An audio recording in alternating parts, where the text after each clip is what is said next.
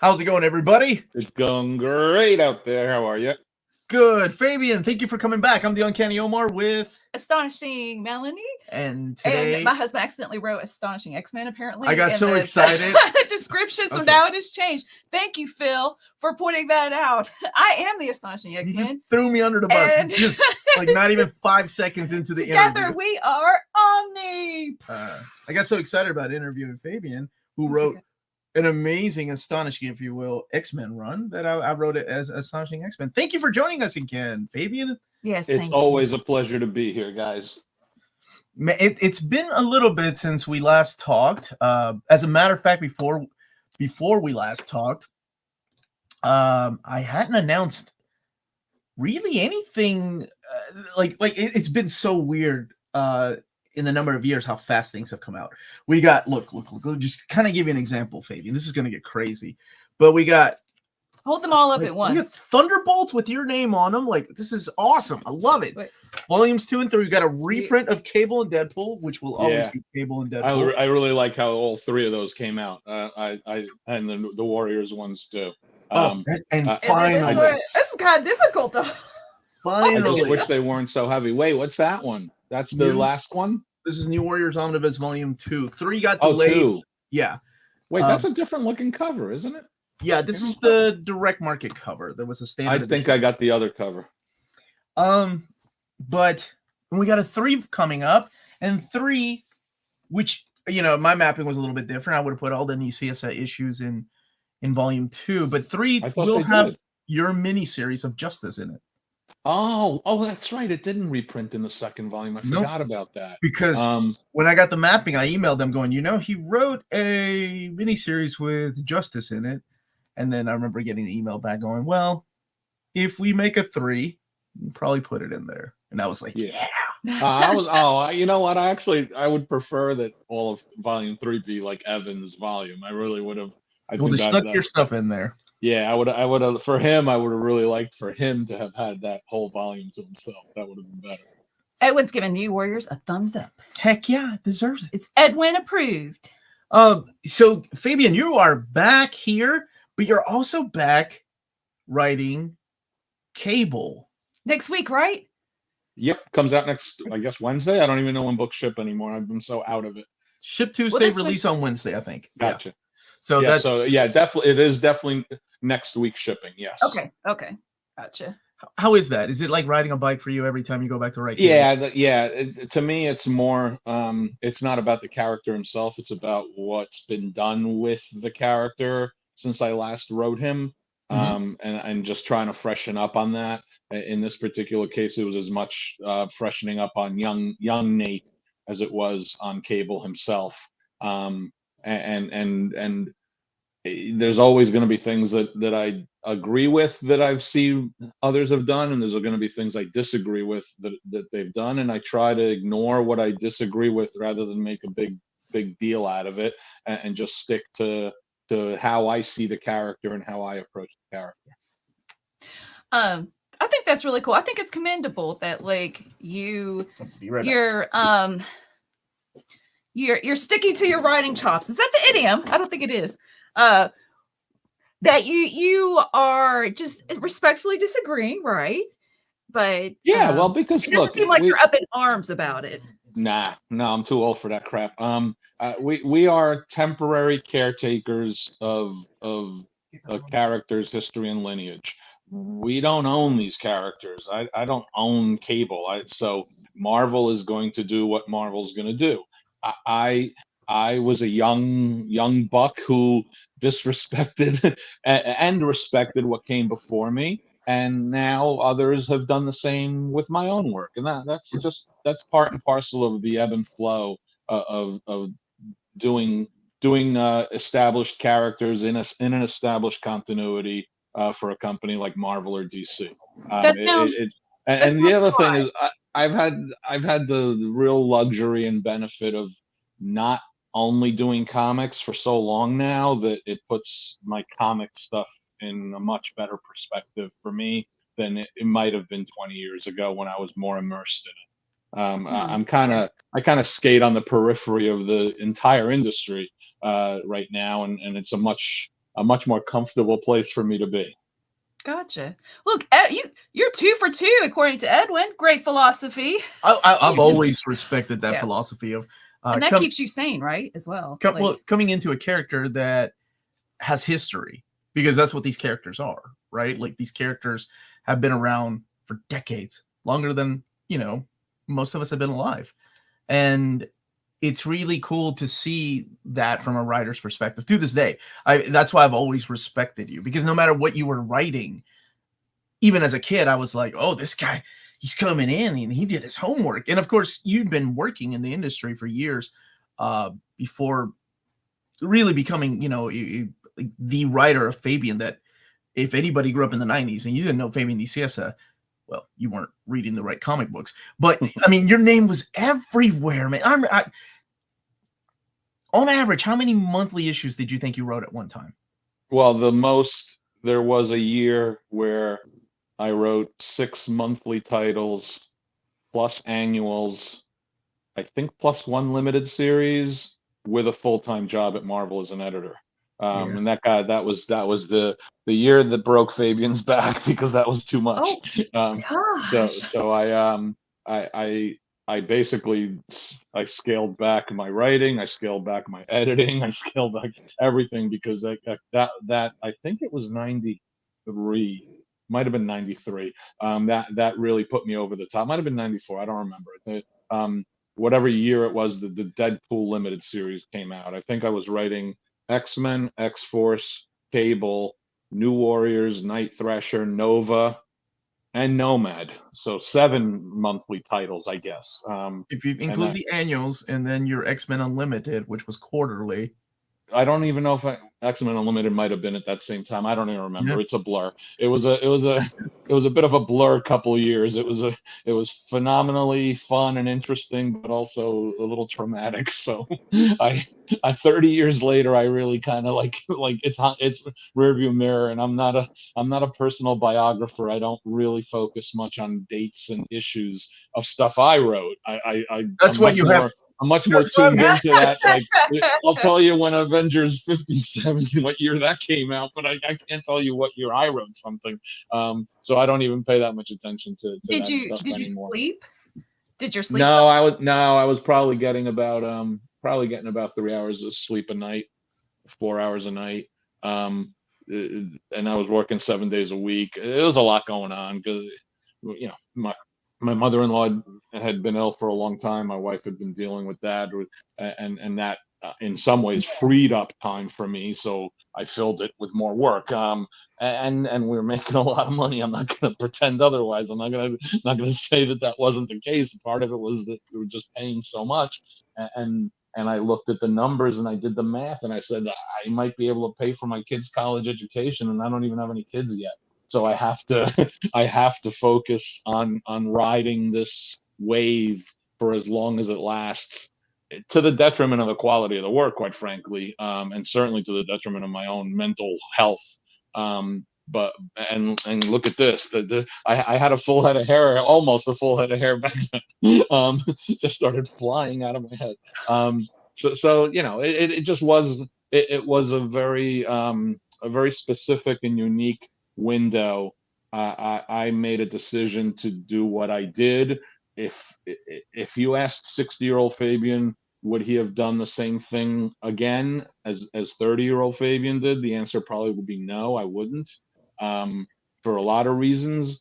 But you know, I just made a choice that I knew that the wave that was happening at that time was not going to be in perpetuity. There might be some smaller waves coming behind it, but there'd never be as big a wave as what that we saw coming in right then and there. So I grabbed the surfboard and I said, I'll ride as best as I can.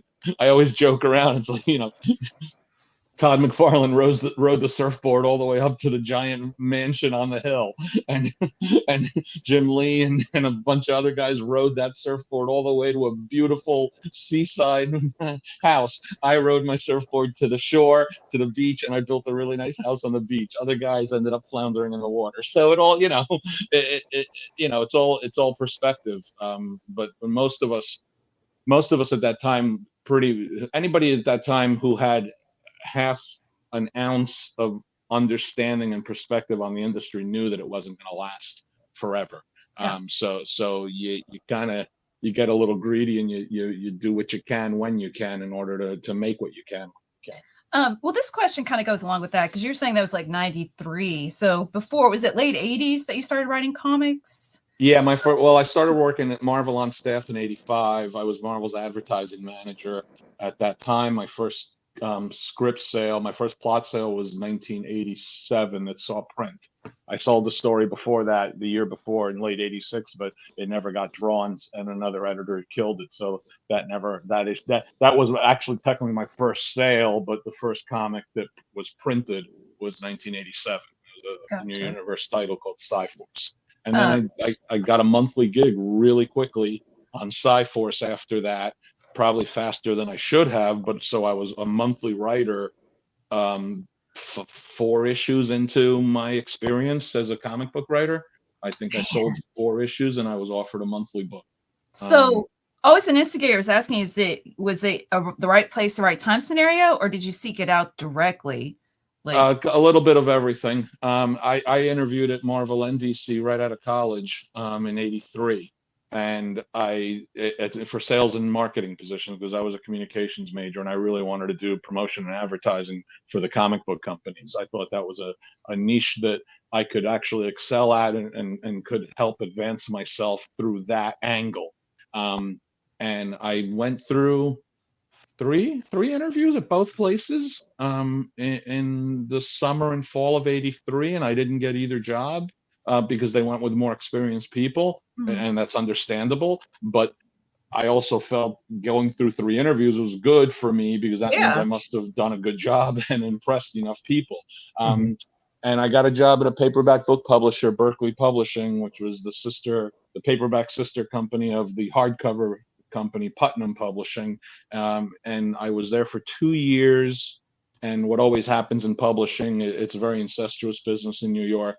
A friend on the softball team had a coworker who had a sister who was working at Marvel, who was looking to interview for an assistant's job in the manufacturing division of Marvel Books. And that was not the comic books, but I wanted to get my foot in the door, so I interviewed for the job, and I got the job. And so I started working at Marvel in August of 1985.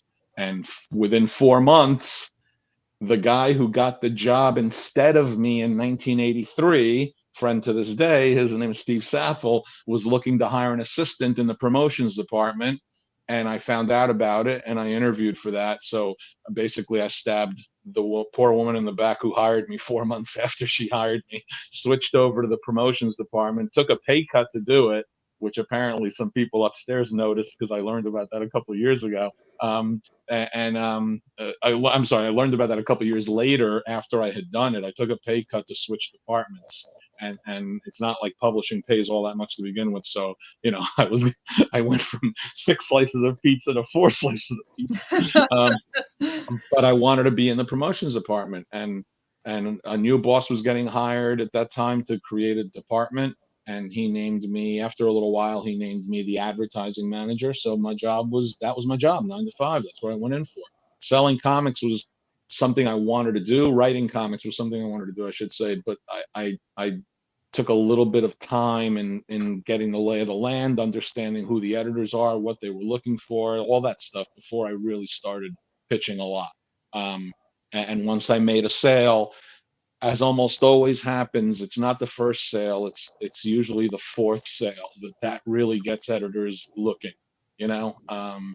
because lots of people sell something, especially when they were in the offices back then, especially with the amount of books we were doing and the publishing schedule requiring that you always ship on time, as opposed to nowadays where nothing seems to be required to ship on time. And as a result, I started getting work quickly and was able to always keep myself busy with a freelance side for a few years before multiple books exploded. New Warriors is really what made it all explode and happen for me.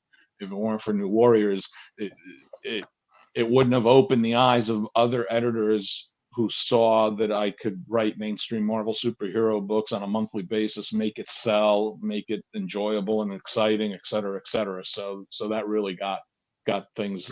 I was already established by then because we're talking about 89, 90, but it kind of took it to the next level, which is where editors said, I'd like this guy to write my monthly book. And that was because of the Warriors. Well, did Marvel approach you about your new coming back to do Cable with the series that's coming out next week? I never approached Marvel. Except for 5 years when I was exclusive to DC, which I think was like 2009 to 2014. Except for that window, there's really not been a year I haven't done something for Marvel since 1987. I've always done something. A lot of times it was custom comics, and you may not have seen them, but I was doing a few hundred pages of custom comic work a year. And comics is really just a part of what I've done for quite a long time now. And a lot of the last few years, a lot of my focus has been mostly on prose development. So I read Suburban Dicks. I liked it. I appreciate it. Thank you. When Omar interviewed you in 2020 and I was working out on the treadmill and I was like, oh, I'm going to check that out. I appreciate it. And I did. I liked it. I liked your voice throughout the novel. Did you write a second one? Yeah, there's a second Andy Stern book, which was called The Self-Made Widow, only released in hardcover in the US by Putnam, but released in softcover by Titan Books over in the UK. It didn't sell as well as the first one did, and it was a 2-book contract, so Putnam didn't want to do a third book, although they said that they get first offer on the right to do another Andy Stern book if they decide to do it. And if TV ever happens, then I'm sure Putnam's going to want to do more books. But for now, I'm working on a third book, which is not an Andy Stern book. It's a different idea. But the third Andy Stern book is outlined and ready to roll if anyone wants to write a check for it. Unfortunately, the only people who could write a check for it are Putnam, because they have the contractual right to the next book, unless they decline it. So I'm focusing, and I've been focusing more on my prose and stuff like that. But Marvel calls, and I either say yes or I say no. That's all. It's really as simple as that. They call and then they have a one-shot story they might want, or they have a mini series or a short story in a anthology volume. And sometimes I say no because it doesn't interest me, and sometimes I say yes. And Jordan White, the editor, called me about Cable, and just like he called me a few years ago about Juggernaut. And I said yes to Juggernaut in a second because I love the character, and so I said yes to Cable in a second. Then this time I did ask a question. My question was, it's not a retro comic, right? It's not Fabian writes a comic set in 1992 Marvel continuity, and because I don't want to do that anymore unless I feel like doing that. Well, there was the X-Men, like Marvel Legends. What was it? The X-Men. Thank you for doing that, though, because I like. Thank you. That one I wanted to do. See that one? Yeah, man. I remember those plot. Like, you were building up for Adam X to be the third Summers brother, and as a kid, when they took your name off the book, I was like, "Damn, I guess we'll never find out who Adam X was." And you never did until I got to do it again. The irony is, I waited 30 years to write that story, and once I wrote it, I was frustrated because I wanted more pages. It was the whole story was supposed to be a 4-issue miniseries, and I ended up having to tell it in like an issue, two and a half issues worth of story content. So now I lament all the stuff I had to leave on the cutting room floor rather than being happy that I finally got it done, which I am happy it finally got done, and I was really happy getting to work with Brett Booth. I was so fantastic.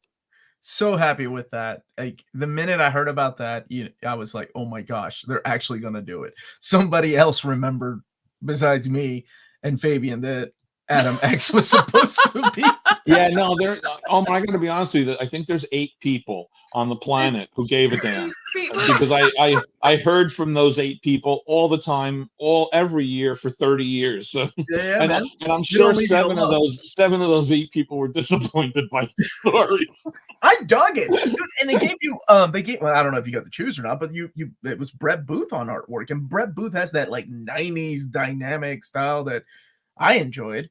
right? Yeah, no, I actually wrote it thinking he'd be the perfect choice awesome. to do it, and I didn't ask for him. I sort of leaned them in his direction because he had been in discussions with them to do something, Yeah. but nothing had been finalized or defined. So I think that the stars kind of aligned where I'm writing this, they're gonna launch the series with it, which I didn't even know when they first approached me with the story. I had to go back and redo the entire first issue because they added 10 pages to the story, and I was really again annoyed out of my mind because I really needed 10 pages added to the second part. This part, Yeah. issue 2, not issue 1. But once all of that came together, I think everyone there thought Brett would be a good choice. I certainly did because I was writing it with him in mind, just from a visual standpoint, and he was phenomenal. He's a great artist, and I'm surprised he never. I mean, well, no, he was on X-Men for a little bit. No, he's doing. I think he's been doing it. He had been doing a bunch of stuff with Spawn or something. Yeah, and I mean, he really wants to do X-Men. Like he petitioned to do a lot of things, but who knows? I mean, you probably know a little more than we do, but yeah, they're relaunching the whole X-Men line here this summer, so who knows where. Yeah, but look, I don't think there's much of a thing as a monthly artist anymore. Yeah, you're not going to get an artist who's going to draw 25 issues in a row. Really rarely are you ever going to really get that. And even then, those 25 issues may not ship consecutively every month. There may be a break in the arcs or whatever, and then they relaunch it with a new issue 4 months later, whatever. The entire publishing model has changed dramatically. So I don't think you think about Brett Booth drawing X-Men in the same way that you think about Jim Lee drawing X-Men. What you want is a really good 6 issues and a really good trade paperback or hardcover that has just one artist on it, not 6. That's what you really want. Yeah. Well, should I try? I'm going to read Leonardo's question. You want to tackle? You want me and Fabian to read it, or you want to read it? ¿Has trabajando alguna vez con Eduardo Risso? Have you done anything else with Eduardo Risso? Have you ever worked with him? Have you ever? No, I wish I could. He's fantastic. He's a great artist. I like his art too. Yeah. But no, I haven't. Gotcha. Can you tell us about your new cable series? Is there anything? I certainly can. Pitch the new cable coming out next week. And the new cable series is a 4-issue miniseries. The first issue is 25 pages long instead of 20 pages long. So you get a little extra bang for your buck. Actually, it's many bucks now, isn't it? So you get one extra bang for 50 extra bucks. So basically, right now, everything in the X world is crashing down around them. The mutant island Krakoa, which was supposed to be a mutant haven and a paradise, it has fallen apart. All these factions have broken apart. I don't need to worry about the details because I'm not really engaged or involved in it in the miniseries. But as all of this is happening, one of the story threads was that young Nate, who is the younger version of Cable who came back to this time, has been kidnapped by the globe-spanning evil organization Orcus. And I don't even know that much about Orcus. God, I got to be honest with you. I may have been one of the first writers to mention Orcus in a Marvel Unlimited Juggernaut Deadpool thing I did, and then and knowing that it was going to become a bigger thing, but I haven't really followed the details of what the big thing is. All I know is that young Nate was kidnapped by them, which gave me a starting point of Cable needing to rescue young Nate from Orcus, because Cable himself had been kidnapped by Orcus a year ago, so he knows that he's got to get him out. So the series starts with Cable rescuing young Nate, and fun. And in the process of that rescue, Cable sees that something is percolating, which he knows could threaten the timeline in the future in a much graver way than anything Orcus is doing right now.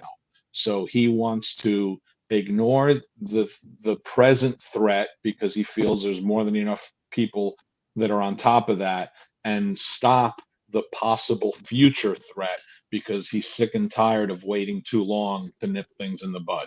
So he wants to be far more proactive and end it now before it can splinter into a timeline that doesn't work. And that threat is something called the Neocracy. And the Neocracy has a goal of ending the division between humans and mutants and inhumans by evolving the totality of the species into an elevated equal state. So we'd all be the same. and all of us would be the same at a higher level than where we are now. And that sounds good on paper, but Cable has seen some alternate timelines where it didn't work out all that great. So he wants to stop it. And young Nate wants to do nothing but get revenge on Orcus and stop Orcus now. So there's a little bit of that odd couple back and forth between them, because young Nate, even though he's from the future, is far more present day minded, as most teenagers are. And he's much more about right now than most teenagers are. And Cable, who's been through it, been there, done that 50 times over, is far more interested in and worried about securing the potential for this one particular timeline, which is the one he's in. Because he knows as much as anybody that if he goes to the right, that'll create a different timeline. And he's seen all of those. He's seen enough of those that he's no longer worried about 70 timelines or 1,000 timelines. He's really worried about this timeline, which is the one he's standing in, and making that work. Well, then I look forward to what you said about them having that odd couple dynamic, because segue to this. This is my favorite. My pick for my favorite read of 2023. I appreciate it. I love the oddball couple. I love how just their dynamic, and it really became a comfort read for me. Like the escapism that I really, out of the two, I do like Deadpool more. Cable is an awesome character. He doesn't make as good a T-shirt as Deadpool does. I get it. and I was having a really difficult time, anxiety and such. And not that I'm like, oh, I want to be like Deadpool, right? Like, no, that's not healthy. But escapism is like, oh, like just to just go in that world of, wouldn't it be fun to be somebody like that? That's what I say this to 7-8-year-old kids at conventions, but it applies to adults just as well. It's great to like Deadpool, but you shouldn't want to be like Deadpool. No, I don't. so that's all good. And I'm glad you called it a comfort read, because it was actually a comfort write. It was. Yeah, it was a fun book to write, fun people to work with, outside of the guillotine of a potential 6-issue cancellation hanging over our heads every 6 issues. Right. Other than that, the book itself was a pleasure, because no one really bothered us. We were in a corner on our own working on the book for years without really, to this day I joke that Marvel didn't even realize they were publishing a book called Cable and Deadpool until one of the editors decided he wanted Cable in his book. You have no idea how much. And somebody must have gone to him, wait, I think we're using them in something. I don't know. Oh yeah, we're publishing a monthly book called Cable and Deadpool. And the editor goes, oh, no problems. I'll just take them out of that book. But it's called Cable and Deadpool, dude. So when they took Cable. They took Cable out of a book called Cable and Deadpool, which is still the funniest thing Marvel's ever done. And it was just fun to write. It did work, since he breaks the fourth wall, and right. Well, it's just kind of like, well, this is a goofy series anyway. Let's just keep going. I think it says a lot about your writer, right? I think it says a lot about your writer that when you take 50% of what makes the book formula work, if the writer for some reason is able to still come up with ideas, then you know you got one hell of a writer in. Because we turned it into Deadpool team up, which in and of itself is easy to do. You know, some really good issues in there too. when towards you're the end. working when you're like working on rolling 6-issue potential cancellations for the entire run of the book, you really change the way you think and approach it.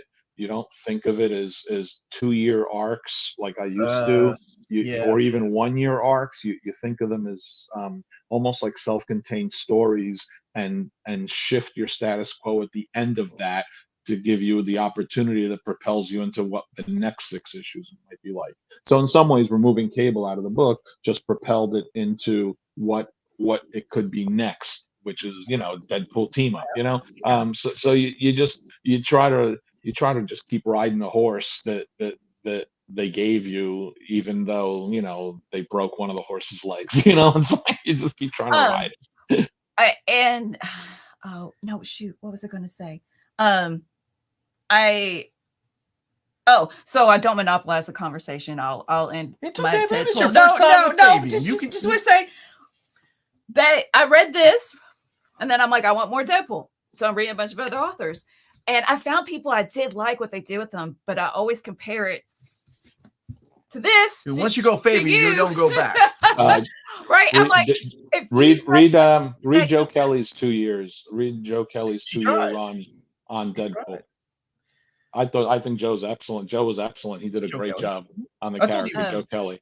Yeah, he took over when Fabian.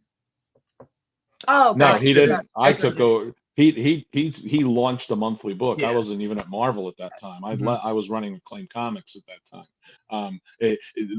Omar, the one that you're trying to like tiptoe around is Mark Waid writing the second miniseries, which I was fired from because I didn't want to use that word. They thought it was too dark. It was his origin, and it was too dark. So I got fired from the miniseries. So you're thinking about Mark Waid, not Joe. Mark Waid is the evil enemy, not Joe. Joe's a sweetheart. It's Mark Waid who's evil. He's not, folks. So dare he take a job there's been lots of people who've done a good job on him. I know Jerry's done some really good work with him. Jerry Dugan. I don't read a lot of it. I learned a long time ago that it's a bit of a fool's errand for me to read characters I've written by other people after I've written them, because I'm either going to like it and be jealous because I like it and they did a better job, or I'm going to hate it and be angry because they screwed something up. So I tend not to read much of the subsequent material on characters I've written.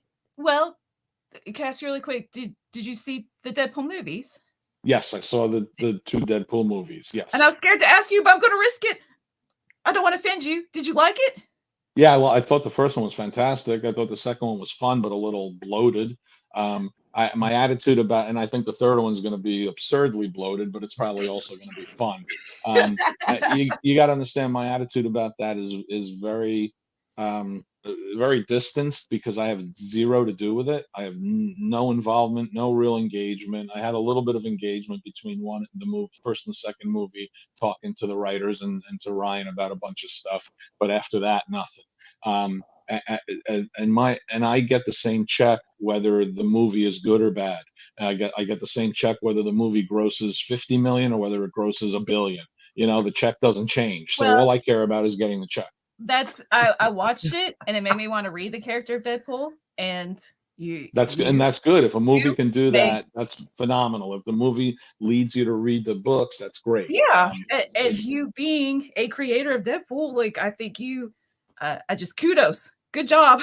But that's great though, because the more books you buy and read, I'll get another check for the books themselves, not even for the movie. So if the movie can help me get more checks other than just the movie check, it's a win-win for me. That's true. Jack Ferry, thank you so much for the super chat. Bendiciones, señor Nicieza, mucho amor. I think this guy really likes you. Oh, thank you. Oh, I don't have my Deadpool gift. Dang nabbit. Okay. Oh, here we go. No. Would you approve of this, Fabian? Wait, where's the where was the Alf seal fucking cover? Is that there? It's in the back, I think. No, it had to be approved. I don't think they would approve that in the. No, it was out. It was number 48 or something. 48, something yeah, like that. It was one of the last issues. I I only love that edited. you know Look, that. I inherited the book as an editor, but I didn't really have anything to do with it because when I inherited it was already going to be canceled with issue 50, and there was only a few issues left. So Evan Skolnick, who was my assistant editor when I moved over to the editorial department, was really handling everything on the last few issues of that book. Basically, anything that had been done before I started that Sid Jacobson had been the editor for at the Starline, Evan was finishing all of that up because I had to focus on new stuff that I was doing, and I specifically had to focus on getting Barbie comics done because we'd had the license for a year and hadn't successfully been able to generate comic content on it. So that was, look, when I got hired as an editor, I had like basically one primary focus, and that was get Barbie on track. And that was what I really spent the first several months of my editor responsibilities doing. Evan was finishing up all the stuff that had been in the works before that.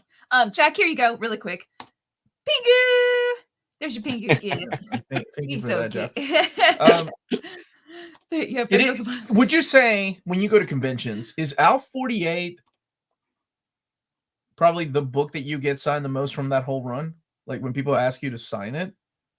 Yeah, I don't get Alf issues ever because I was only the editor in name and was only the editor for like 4 or 5 issues, I think. But that the let's not say seal effing, that's just rude. Let's just say playful. It was just misconstrued. Playful wrestling. Playful wrestling. The cover where the cover where Alf is playfully wrestling with a seal is often the cover that I'm asked to sign. It's such a weird cover. Would you? Oh, I was going to ask this. It's a good question. They were just playfully wrestling. I swear. You're still going on about Alf in this deal. Would you return to Thunderbolts or New Warriors? Or are you thinking you've told all you have to say about these teams? Depending on what Thunderbolts was, I might be interested in writing that again. I think the ship has sailed for me on New Warriors. There's too much there's too much disappointment in the fact that they rebooted it multiple times and never once asked me if I was interested. And I don't know that I would have said yes, but I would have liked to have been asked. And then watching each of those iterations not succeed for one reason or another really annoyed me quite a bit. And an editor did make an outreach a couple of years ago to see if I'd be interested, but there was not on the publishing schedule. There was no mandate. It was just an editor, I think, trying to develop some pitches for himself as an editor to try to get more work internally. And I realized when he asked me, and that's when I just said, you know what? Nah, I'm done. I'm done with these guys and you meaning Marvel. I think that the lack of respect that they showed the book for so long and its characters for so long and what they did in Civil War and all of that stuff have really soured me on ever thinking that they would have a clue as to what it is and how it should be. So as a result, I don't want to be responsible for trying to show them what it should be and and how to do it because I already did that once. I know it was a good book. It's something I'm very proud of. It was always an uphill battle. It was always swimming upstream. It was always denigrated internally until it wasn't. And then once it was over, it was actually after I left, it started to be denigrated again. And it wasn't because the work was any worse, because I think Evan and Patrick did a really good job on that book. It was because once I wasn't on it anymore, the editorial voices in the office who were against the book didn't have me. Sorry if you can hear that. That's my dog barking. Okay. Once that was over, they didn't have me in the way anymore of supporting the book. Like I couldn't tell them to shut up. You don't know what you're talking about because I wasn't working on the book anymore. So even back in the mid '90s, there were several people at the office who were not supportive of the book, Clearly, from a generational standpoint, the next level of editors who took over, of all of them, only Tom Brevoort was ever anybody who had an understanding of what the book was about, and even they let Civil War happen. So if the only person in the company who has any clue what the book is about is the editor who is editing the book that completely bastardizes what they're about, you sort of shrug your shoulders and you go, okay, I think I'm pretty much done with Marvel and New Warriors as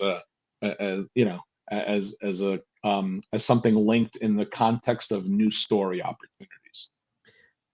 Fabian, I don't know if you've ever broken a grown man's heart before, but it feels like you just did with me and a bunch of other nerds. Yeah, but why would you want a 62-year-old guy to be writing a bunch of 20-year-old characters? I don't. I want a 62-year-old guy to write about a bunch of 20-something-year-old characters. Because you don't have to stick to the New Warriors formula. You can just call them the Warriors. They grew up a little bit. Yeah, but they can't cry. That's the other thing. I don't That's like. why I played it safe.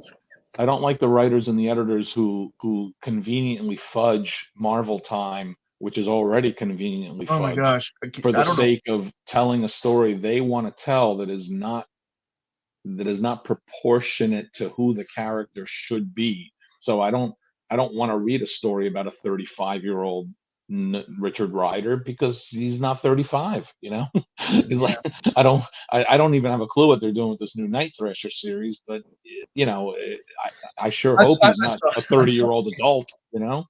I saw the pictures and I was like, I can't even. When you left New Warriors, I think Evan did a good job with it, and I'm so glad we're getting a third omnibus.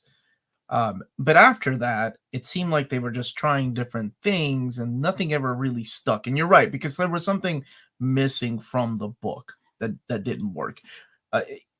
And I don't know why. I mean, I had left comics at that time too. And I came back to comics, and then we had Zeb Wells characters, and then we had the whole Civil War stuff, which I think people that watch my channel know how I feel about that. But it seems like nobody ever got that voice. Nobody ever had what the heart of what the that made that comic work. So it is heartbreaking to see that. I don't know. Maybe someday. But look, it's funny when I talked to that editor I told you called me a couple of years ago to gauge interest. I told him I wasn't going to do it, but I gave him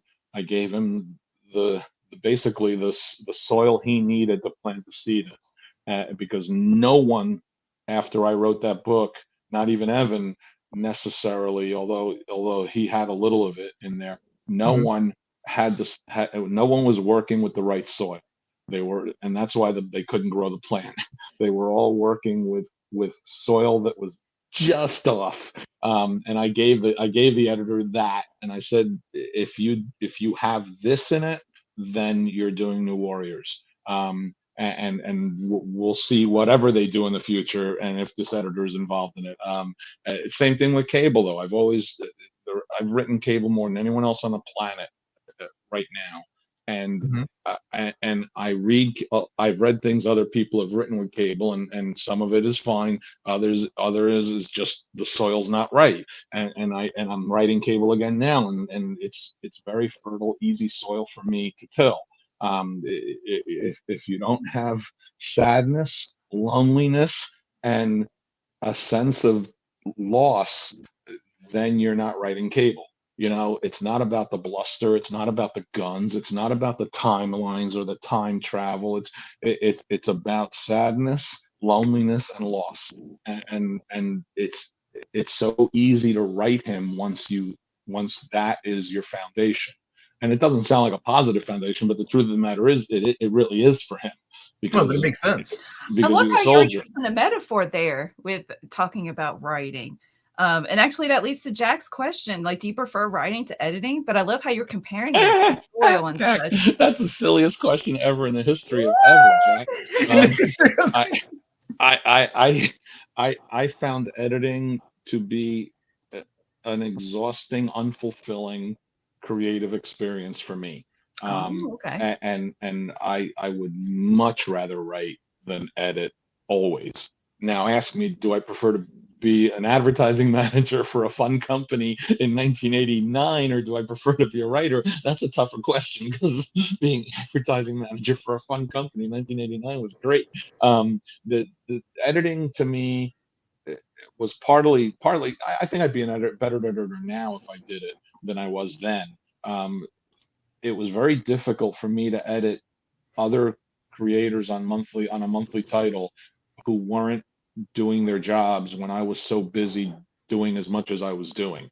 It was very hard for me to handle a freelancer not delivering pages, or a writer not delivering a coherent plot, all of these things, because I was just neck deep in so much at that point.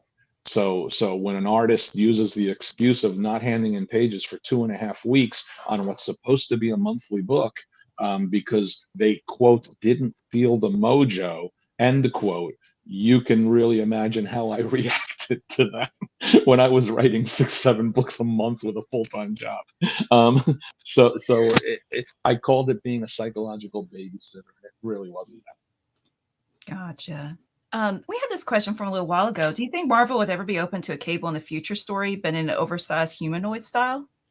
Like That's European style? Incredibly specific story. I don't know Brent Hogan. I know that I probably wouldn't be interested in pitching that to Marvel, mostly because I don't pitch anymore. But I couldn't tell you at all what Marvel would be interested in. The good thing about my working relationship with Marvel right now is that they reach out to me. They say, "Would you like to do this?" I go, "Oh, that sounds like fun. I'll do it."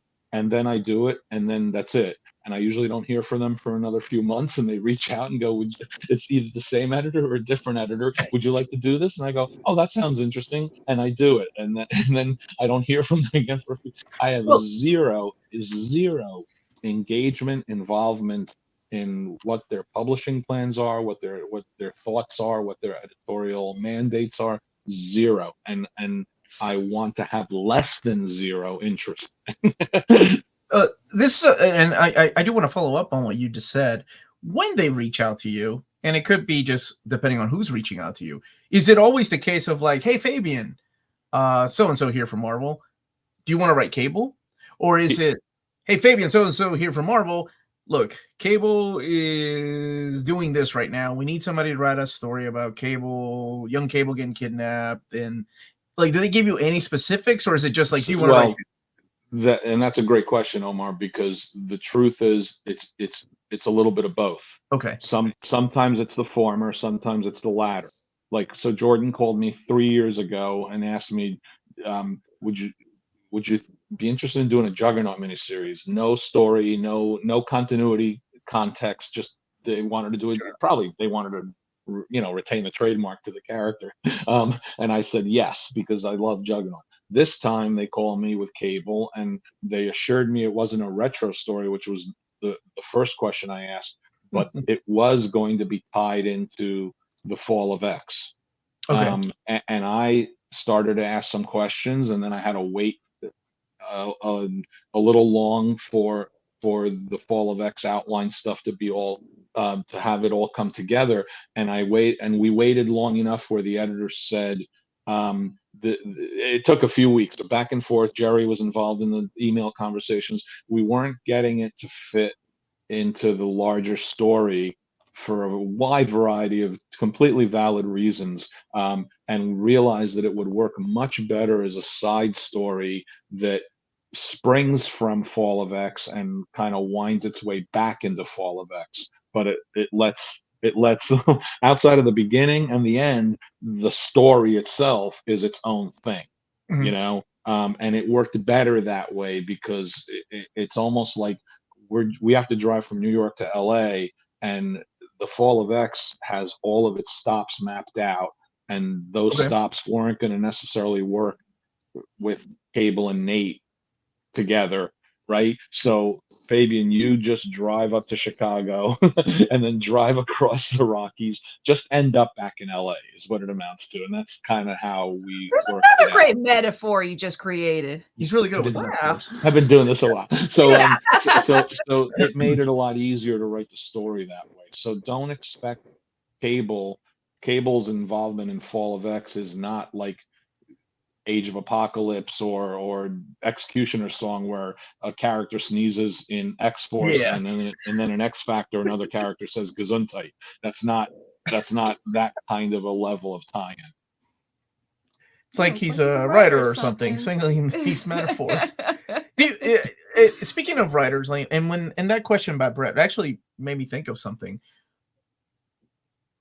Do you remember everything that you wrote, like all the characters you created? Because he talked about a specific time for Cable, which is the future, which you did write a lot of in your early Cable issues, and of course hinted at some stuff in X-Force.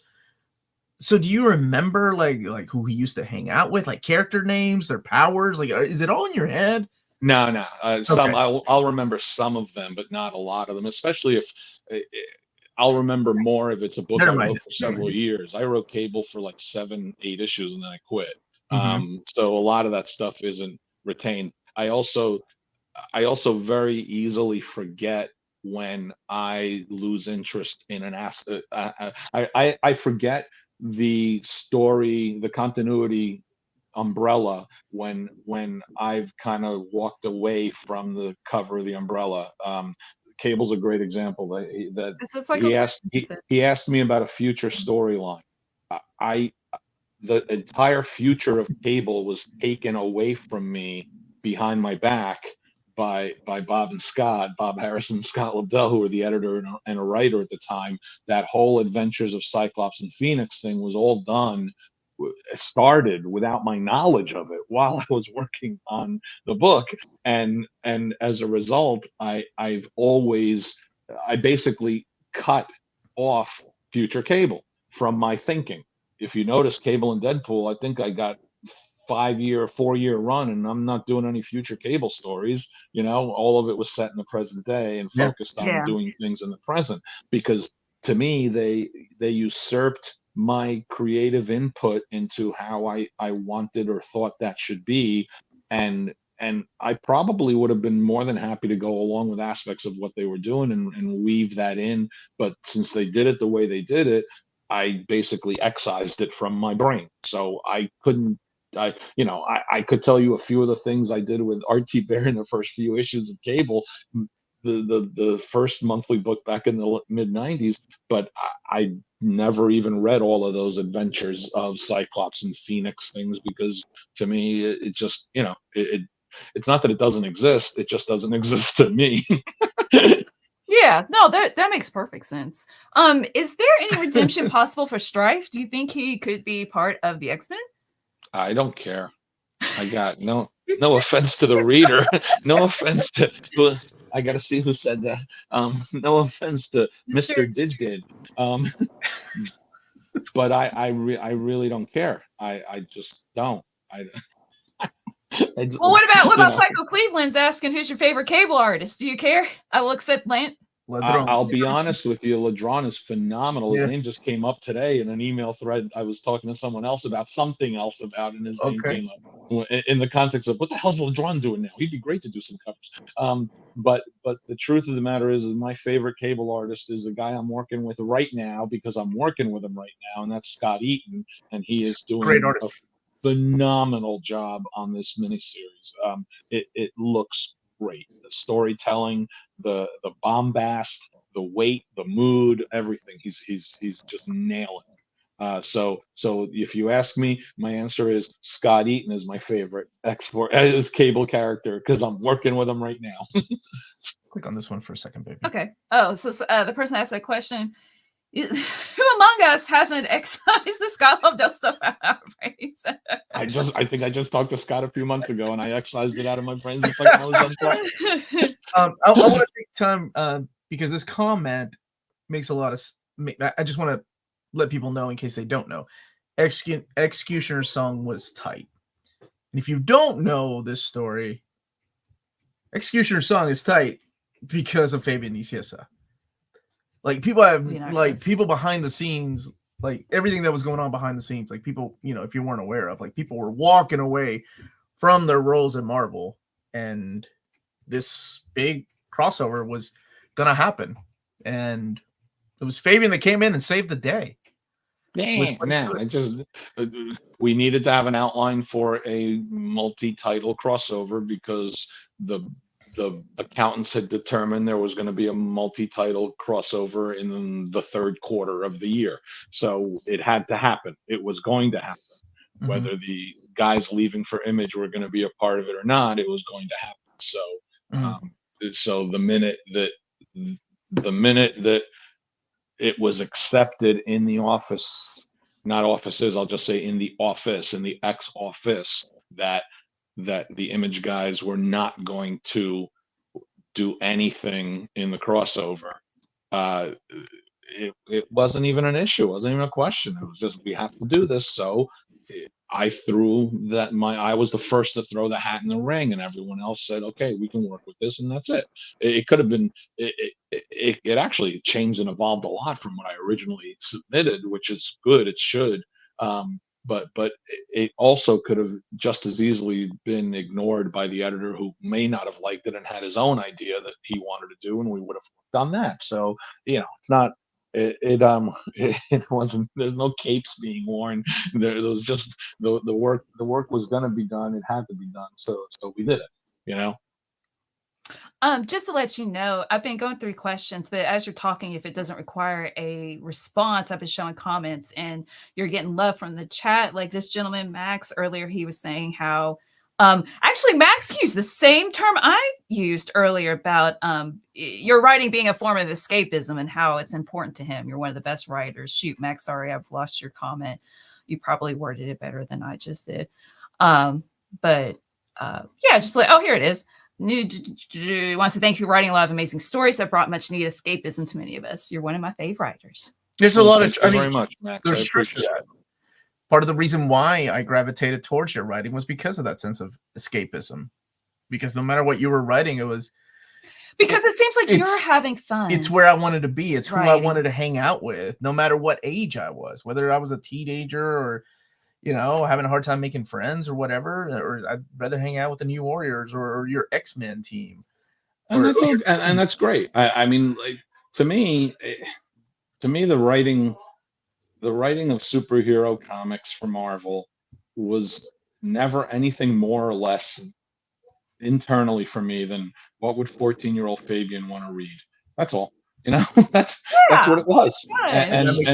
And I wrote the stuff for the most part, that I would have wanted to read at 14. Now I got to write Nomad, and it was closer to what would 18-year-old Fabian want to read.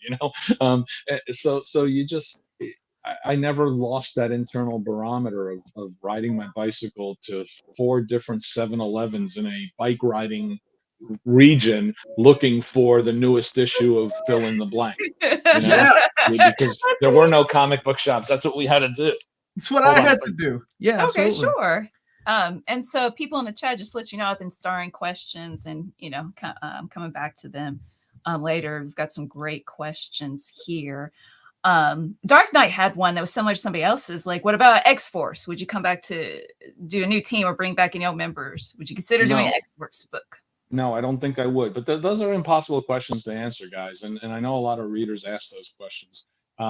The parameters are not just the characters or a book you wrote once. The parameters are who's the editor, who's the artist, what is the publishing plan, what is the reason for the book to exist, what is the company's faith or belief in wanting to do the book. If you're doing it to basically re-up your trademark application, then I'm not interested, because I know that it's just going to be for and done. The answers aren't that easy. Not the least of which is they're not asking us to do this on a regular. We don't tell them what we want to write. I don't call Marvel up or an editor at Marvel and say, I really want to launch a new X-Force title. Not the least of which is that's not where I'm at in my career anymore. I don't pitch anymore. I stopped pitching 15 years ago because I just got frustrated by the pitching process. And as a result, it's more when they reach out to you, especially for an artist a writer my age, who and where I'm at in my career. They reach out to you, and if you're interested, you do it, and if you're not interested, you shouldn't do it. You know. There you go. So okay, what about a phone call like that? Like, hey, Fabian, I'm the new editor of the X-Men titles. I loved your work growing up. I'll give you the X-Force book. You pick the artist, and it's not to renew the IP, but it's to put money in your pocket. Yeah, but that's not how. That also isn't how it works anymore. Oh. They got X amount of artists who are under contract. They got to do X amount of pages, under the terms of those contracts. I'll buy them out of the contract. You don't know who you're dealing with. They'll assign you the artist they want to fulfill the obligations of their contract. It's just not. It's kind of nonsensical because it's just a hypothetical. Correctly. It's all a hypothetical. It's all a hypothetical game. Hypothetical. It's honestly a game I don't play. You can't get baby. He does this with his brothers, his friends. And then his brothers will start arguing back with him when he's not with a hypothetical question. You can't argue. He's on the phone. He's like, but then they'll say blah blah blah. Yeah, it's just it's kind of like I said, it's like a fool's game. And I'm also not the kind of writer. I'm not the kind of writer, and I know that they're out there. I'm not the guy who's going to tell you everything I would have done or wanted to do with a book or a character after I got fired or I quit or the book got canceled, because it's all hot air. It's just BS. With the only thing that exists is what gets printed. That's it.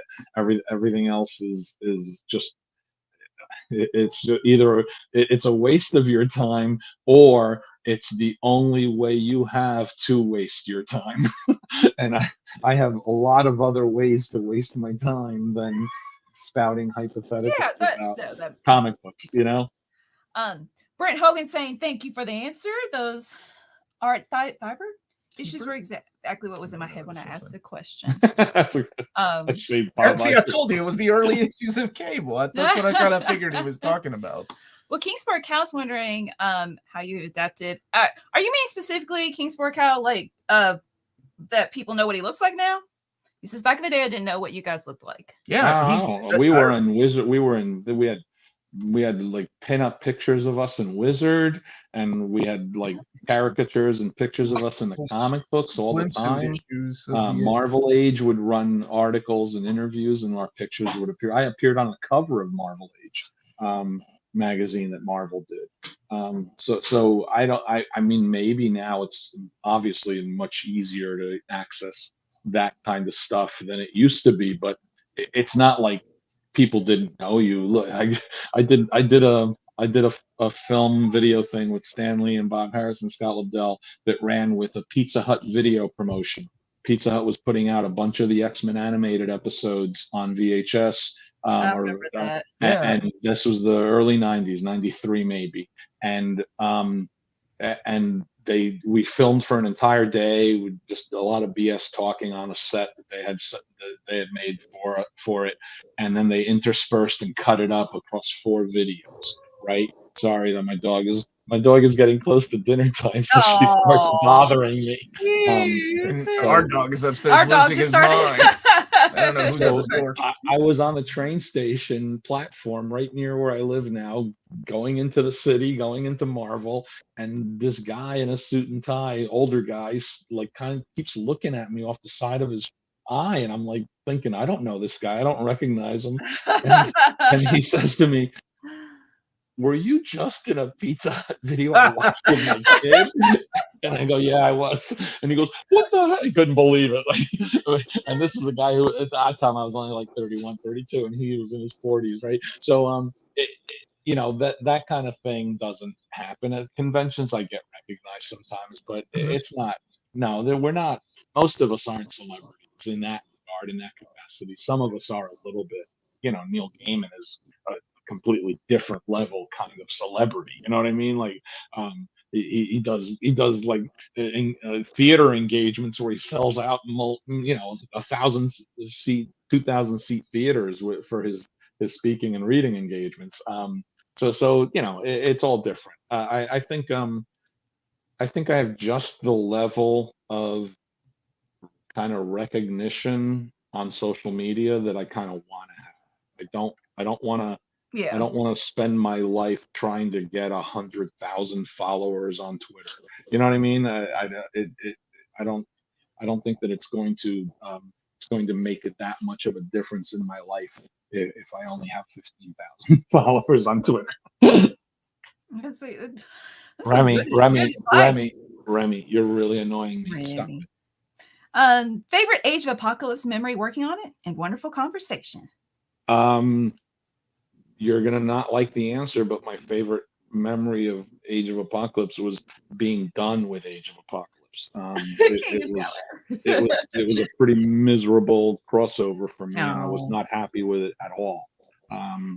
And I know that it's iconic, and I know that it's hugely popular, but all I see is how the sausage got made, and I don't think it was made the right way. So that's where we'll leave that. Very diplomatic. Jean and Scott's wedding was simple and touching. Can you tell us a little bit about writing it? Yeah, it was actually a really important issue to write. It was a big responsibility. I tried. Oh no. Oh, it's this headset, I think. Yeah, it's your. So you'll have to use his laptop speakers. Okay. Audio. So if you're not watching, if you're listening to us, he's going to fix his audio. No, I can't hear you. If you go to settings, Fabian. Let's see. If you go to settings, you can choose your microphone from there. Like under audio. It's that little cog at the bottom of the screen. And then from there, you can pick the audio, like what you want your microphone to be. Ooh, James, thanks for letting us know. Marvelation number 125 is Fabian Nicieza's cover. Thank you for that, James.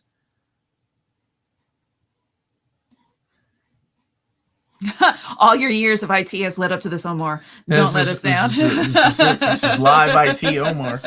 Did you try to reboot your computer? That's probably where I should have started. Let's see. Mark's saying that, Mark's reading Age of Apocalypse right now, and it really seems to have disrupted nearly all of the ongoing stories with little warning to the creators. Yeah, that's true. I agree with that. And let's see. So. What about coming in? Here you go, baby. You get the mouse. Yeah, it's okay. Let me take care of him first. All the fans of Age of Apocalypse heard his answer and struck his mic down.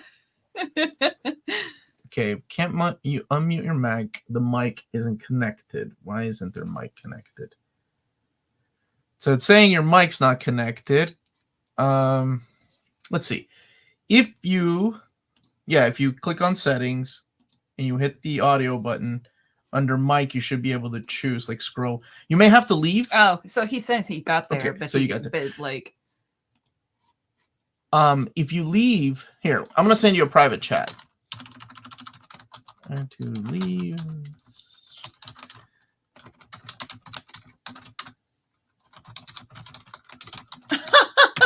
There we go. See if you can see that. So maybe if you just leave and then come, like, refresh everything, then come back. Atomic Elbow says, assume every word Fabian's saying right now is a swear. Oh, I'm sure it is. I'm sure it is. Just when my question of that. Thanks for asking about Age of Apocalypse, people. All your years of IT. Yeah. And what did I say? Reboot. Kyle's saying the disruption of Age of Apocalypse was kind of what made it exciting, the way everything just went crazy and got replaced. Reading it after the fact, just as a story, it was fine. Well, I think what they had planned it, and then like they had planned different ideas instead of calling it like Astonishing X-Men or Amazing X-Men. They were going to change the title to The Mutants. Okay, let's see if Fabian can join us now. Is it working now? Hey! Yes, sir. That's what we needed to do. It's funny, I was changing the settings, but we needed to reboot the whole thing. Oh, that's what that meant. 20 years of IT right here, sir. Reboot. Well done. Where were we when I Yeah, got what was the question? Wait, The question it was is, she didn't. what- It's Scott's wedding. Was how her much would it boyfriend take you to come Because- back to New Warriors? Yeah, right. Throw it out there. The Scott's wedding thing. It's a bittersweet issue for me because I understood how important it was. I really think we did a good job with it. But I liked my original script more than the editor's reworking of it. I think that the editor softened it a lot from what it was, and I probably prefer my original script because Xavier narrated the issue, and it was a lot more bittersweet and a little bit sadder, his narration, and a little more basically alluding to the storms that were coming, which we knew were coming because we knew what we were planning a year down the road, a year and a half down the road. So we so as a result, though, Bob felt that it made that individual issue a little too lacking in uplifting notion. And I was like, well, the characters themselves are all uplifted. It's just Xavier who's seeing it with the same kind of a uncertain eye that any adult would look at when their kids are getting married. There's, of course, a sense of happiness and jubilation, but there's a sense of your own life is like cycling, you're passing, you're getting older, et cetera, et cetera. And so Bob changed it. And I don't think he changed the things he changed. He didn't change the whole thing. He just changed captions throughout. I don't think it in any way do I think it ruined the issue. I just kind of liked my version a little bit better. That's all. So I always look at that issue with a little bit of this, which is quite frankly what I could do for every single issue of anything with X on it that I worked on for a few years there. I love this issue so much. I've got it signed by you and Andy. I part of my wedding vows was taken from here. So I have you to thank. In Seriously. Blackest Day. Nope. In wrong freaking Brightest company. Night. That's the What one. is Yeah. wrong with you?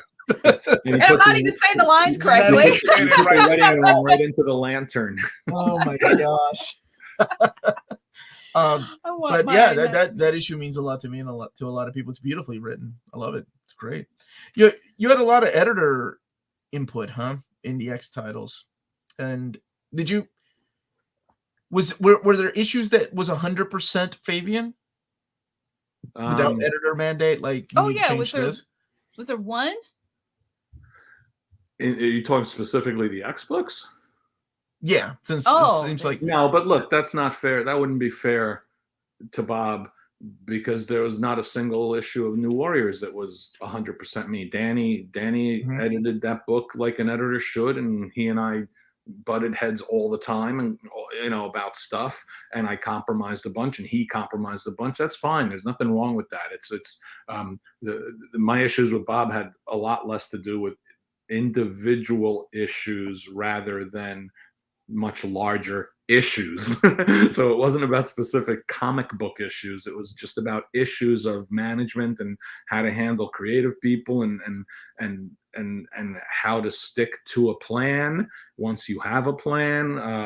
All of that stuff. It wasn't necessarily about individual issues. If he's rewriting stuff I wrote in a script, I don't have to like it to understand that's his job, because I was an editor at the same exact time. So I was rewriting another writer's script on their issues of, Wonder Man or Tech World or whatever, the books I was editing. So I understood that part of it.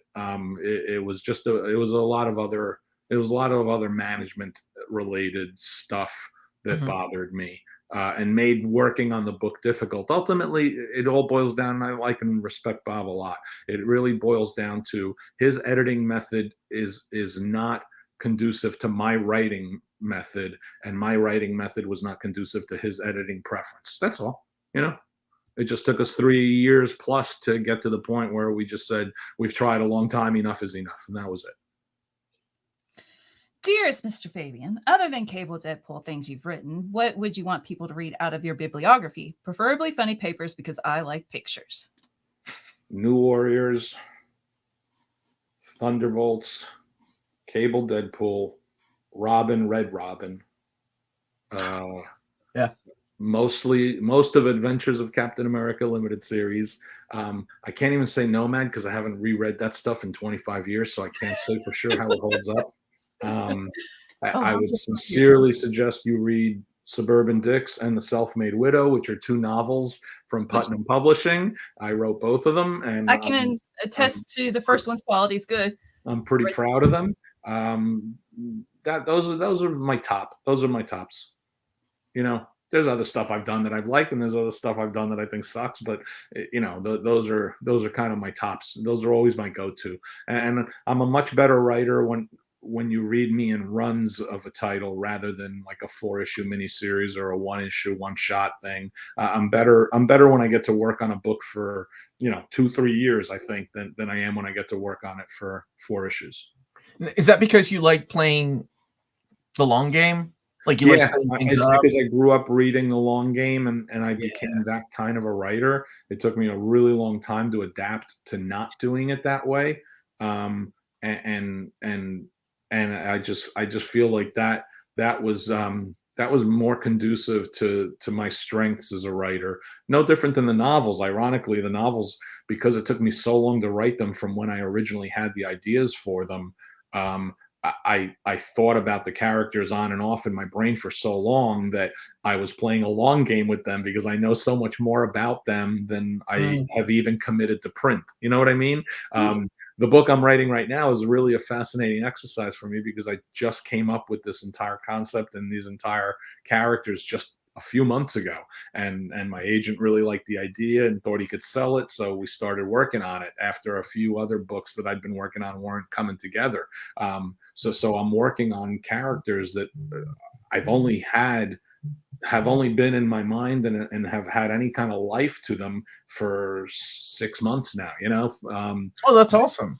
Yeah. So it's a very different kind of writing experience because when I was writing Suburban Dicks, I'd had that entire thing thought out and I'd been thinking about the characters for 25 years almost. Wow.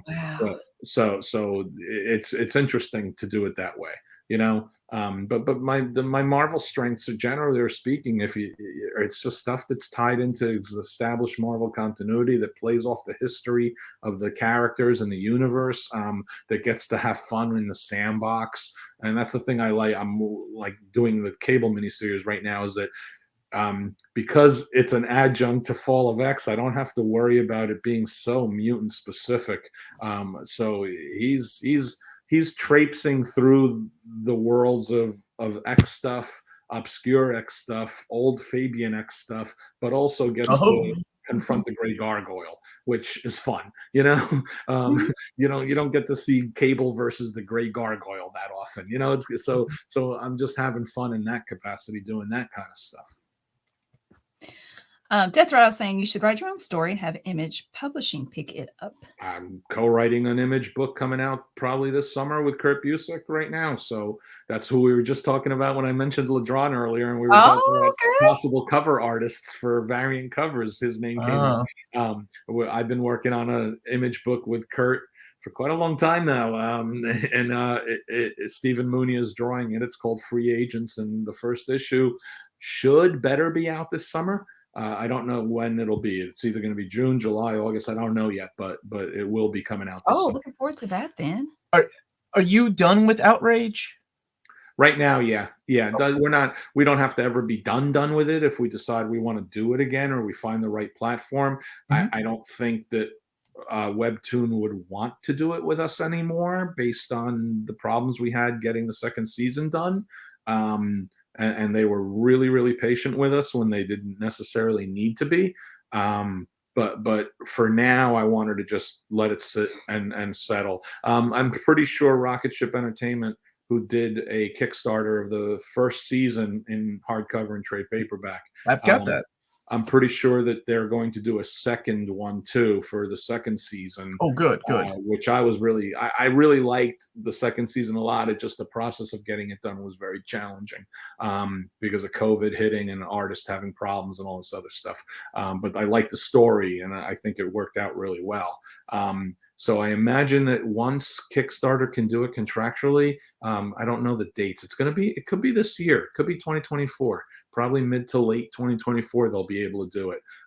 There's a contractual window that we can't publish a print version until a certain amount of time has lapsed since the last digital version dropped. Gotcha. And it's an understandable contractual aspect that Webtoon wants it to live on their site for a certain amount of time as a digital entity.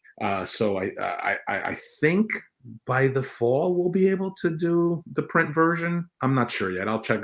Tom Akel is the guy who runs Rocket Ship Entertainment. He's the editor who originally brought us on board at Webtoon 5-6 years ago.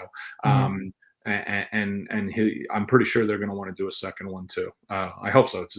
I like having the book in print form. I do too. Obviously. What do you think the core Thunderbolts is? It seems like something got lost once it became Marvel Suicide Squad. Well, it got lost because it became Marvel Suicide Squad. The core of the Thunderbolts kind of ended for quite a while, then was picked up again, I think, by Jeff Parker later. The core of Thunderbolts ultimately is bad guys who realize that they might be better people if they're not bad guys. That doesn't mean they're good guys.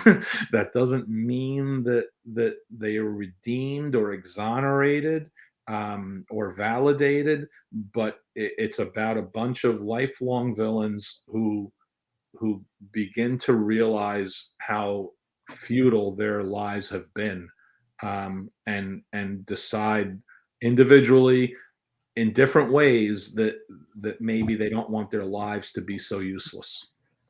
If you don't know, it's this book right here. There you go. Yeah. And of course, when Warren took over, it's going to turn into what Warren's always going to turn a superhero book into, just a nihilistic book fueled by anger and hatred and characters who reveled in their anger and their hatred. Oh my God! And Speedball was one of them. That's kind of the antithesis of what Thunderbolts is supposed to be about. Speedball was one of them. He was dressed up in that penance outfit. Oh my God! Was he really? Oh, yes. That's what you were talking about the other week. Yes. Yeah, Okay. whatever. Yeah. That kind of stuff. I gloss over that in my brain because it's just too stupid to even contemplate, so I don't bother. Yeah. James asked a question from another fellow viewer. I heard the writers loved Fatal Attractions, but hated being forced to do Blood Ties right after. Any insight into that experience? Oh, that's right. Yeah, because you probably heard that from me, James. Or he's asking for a friend. The 25th anniversaries of all the books happening at the same time was really an enjoyable opportunity to tell a big story. And we all got to tell it, but it was also incredibly physically taxing for the artists because they were all double-size issues, and taxing for the writers as well because we had to coordinate everything. We had to do a lot of extra work in terms of promotion and publicity at that time. It's a drain. It sucks at you. You want to have a bit of a respite before you got to worry about another crossover. And to have one dropped on our laps, the issue after, it was annoying. And Bob Harris, who was the editor of the X-Books and the writer of Avengers, he wasn't all that thrilled with it either, quite frankly, even though it meant his Avengers book was going to sell a lot more. It was a time when editorial was started to have to fight with the bean counters, with accounting and with administrative publishing, because we were being forced to drive the numbers up again and again and again, and no new high was high enough for them, because they all understood that the higher it went, the more money they were going to make, not from the sale of comic books, but from their stock, and oh man, and from their stock dividends continuing to go up, because the company's base was going to continue to grow. And I don't mean based by comic sales, although that helped. I mean based by the ability to go buy a trading card company and a toy company and an Italian publisher, and all of this stuff was to the detriment of the comic book company, but it was to the enhancement of their stock portfolio. So Ron Scumbag Perlman walked away with $350 million in his pocket from Marvel Comics, a company he declared bankrupt. So that's one of my social media pet peeves we were talking about before, guys. I think before we even came on air, it was like certain things on social media are always going to push my buttons. The minute you say Marvel went bankrupt in the 90s, I'm just going to get pissed, because it all happened after I'd actually left the company. But that's besides the point, because Marvel didn't go bankrupt. It still had $300 million a year in publishing revenue. It more than was able to cover its expenses for its publishing program. Marvel was bankrupted by a greedy billionaire who chose to leverage debt on the company in order to enhance his own stock portfolio. And it was leveraged debt on a company that the company couldn't afford to pay, because you pay $250 million for a trading card company. It goes on to Marvel's books, That was the bankruptcy. Anything else is bullshit. It wasn't about lack of sales. It wasn't about diminished sales or diminished direct market. Yes, all of that was happening, but that's not the reason why the company went bankrupt. The reason the company went bankrupt is because Ron Perlman chose that as the time he could walk away with $300 million in his pocket for his stock. Okay, so I'm glad you brought it up, because I tend to stay out of this, and you and I have had this conversation before about the whole bankruptcy thing. But there's so much misinformation, because everybody seems to have a say in everything, right? And then people share misinformation on Twitter and social media.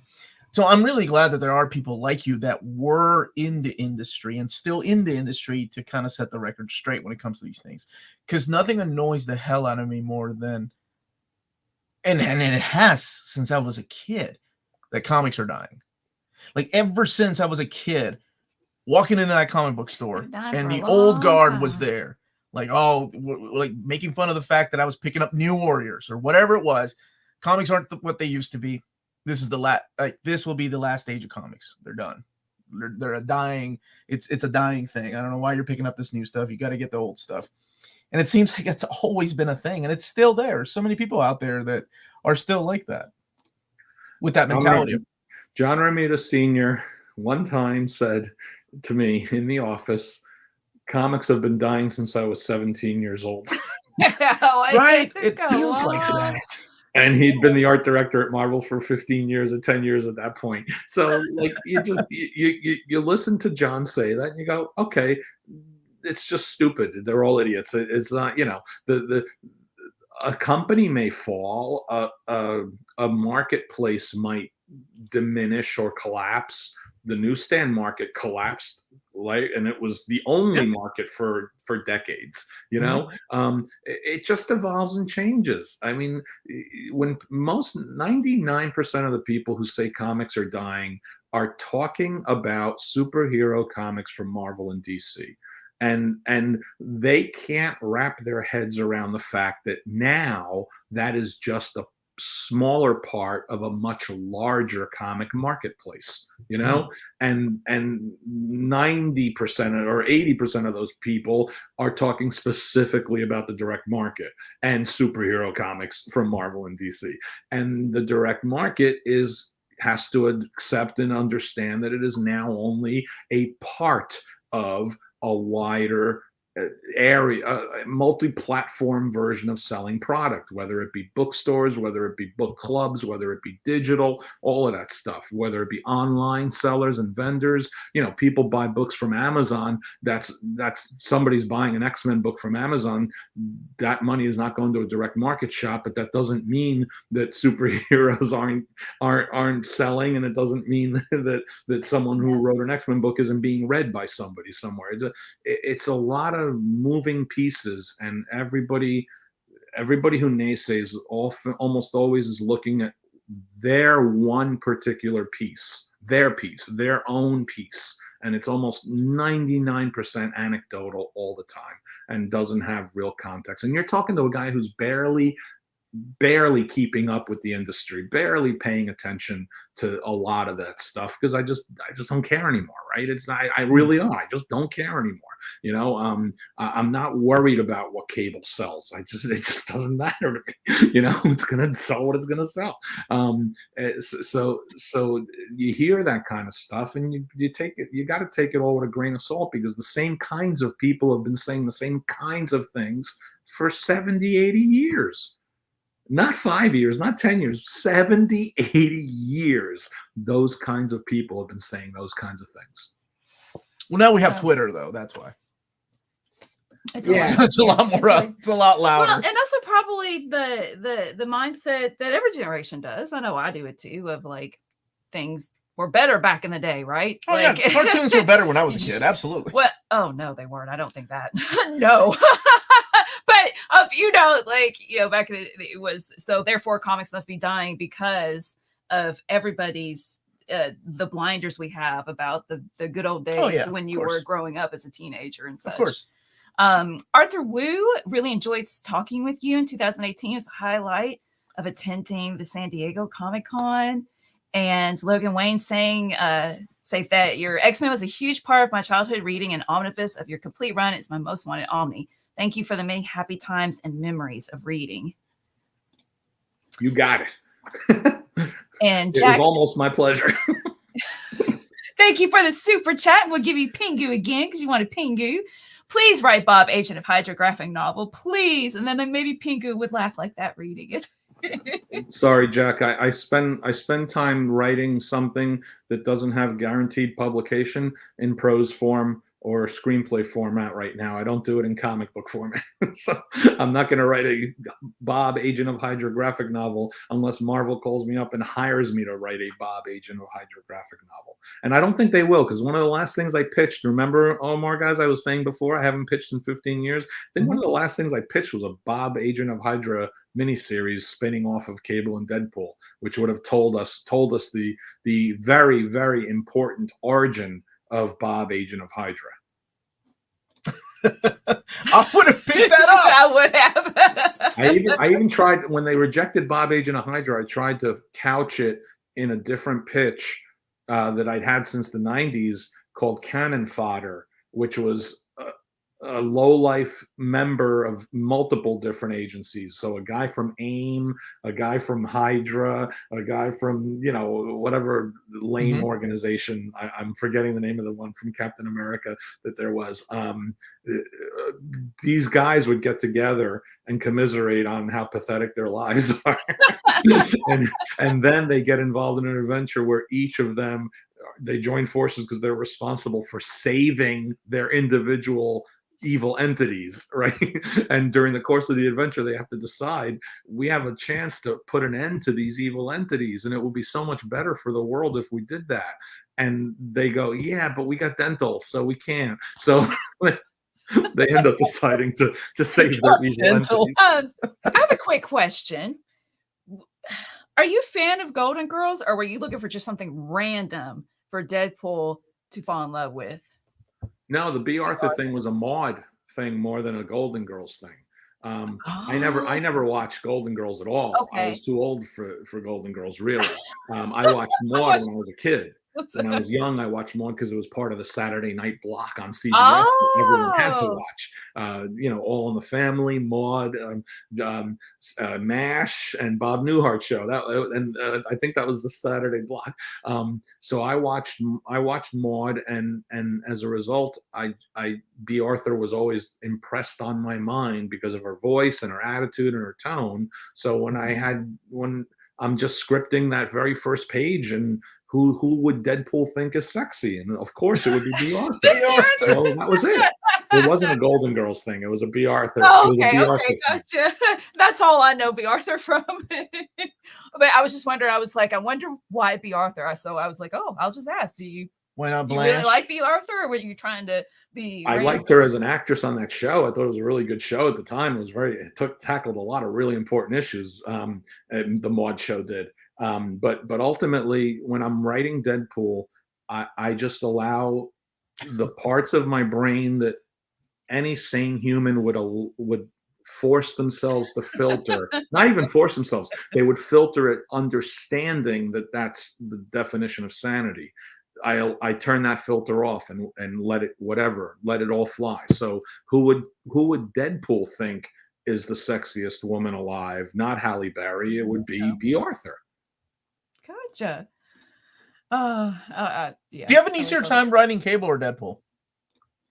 Easier time is writing Deadpool because it's just unfiltered blabber combined with pathetic sadness. Cable's a little harder because you have to structure the story around the goal, and the goal has to be big, because usually if Cable's involved in it, it has to be big, and then you have to weave the conflict of theme where your main character is rooted in sadness, loneliness, and loss, and yet is striving to accomplish, achieve, and hope, right? And those two things are always butting against each other when it comes to Cable. So it's a little more work to write Cable. But I say all that with the caveat that, quite frankly, it's not that hard work at all to write them at all anymore at this point, you know? Like riding a bike. It is like riding a bike. Although at my age, riding a bike is a little risky.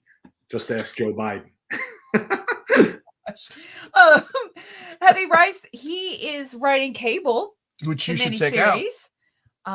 So to answer comes out next week. Yep. 4-issue limited series. So, okay, this is another one of these questions that you hate so much. So, I mean, what happens if it sells and they're like, wow, Fabian's got something here? Like, would you be? Yeah, if they wanted to keep doing it, I would keep doing it. It's preferably with Scott drawing it. I'd really have to weigh it based on who they tell me the artist is going to be. Okay. But I've already talked to Lauren. Lauren Amaro's our editor. She's great, and she's done a great job putting the creative team together. The inkers are excellent. Scott's excellent. Our colorist is excellent. So it's just a good package. If they're not going to say, let's keep doing it, because the first issues always sell well. I have no clue what the fourth issue is going to sell, and it doesn't matter because Lauren's not editing in this family anymore. It's all going to Tom Brevoort, so it's whatever Tom wants to do, and I don't have a clue what he's doing with the X book, so I don't even know. It's going to be interesting. If they wanted me to write a monthly Cable book, depending on several parameters, I'd be more than happy to do it because it's an enjoyable process for me. But if any of those parameters don't click, then I probably would say no, thank you. Jack, thank you again for the super chat. I prefer Adrienne Barbeau. Yeah, who is that? She is she was in The Fog and Swamp Thing. Really, She played Maud's daughter on B. Arthur's daughter on the original Maud show, and she was a very chesty woman. And I'd like to just point out to Jack that's, of course, you would prefer Adrienne Barbeau to B. Arthur, but you're not Deadpool, so there's a reason why Deadpool would prefer B. Arthur to Adrienne Barbeau, and I'm sure some of it involves getting chastised and spanked. So there you go. Max is wondering if Bob's a diehard Barry Manilow fan. Max thinks he is. Bob, Agent of Hydra? Yeah, this was from earlier.